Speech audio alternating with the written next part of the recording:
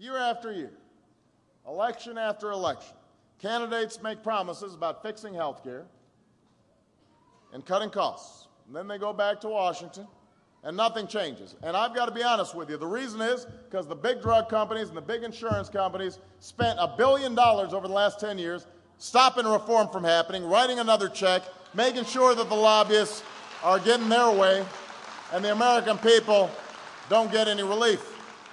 And when the next election rolls around, exactly.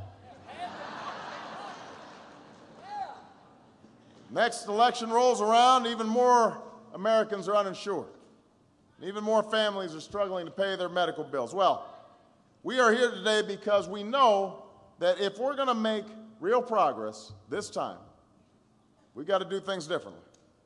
Throughout my career in Illinois and the United States Senate, I've worked to reduce the power of special interests and the power of lobbyists.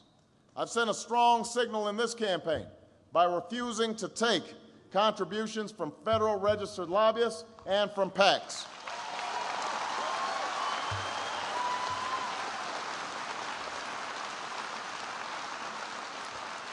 And today, as the Democratic nominee for president, I am announcing that going forward, the Democratic National Committee will uphold the same standard.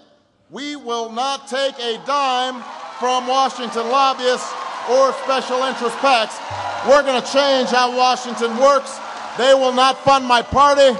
They will not run our White House, and they will not drown out the voices of the American people when I'm President of the United States of America.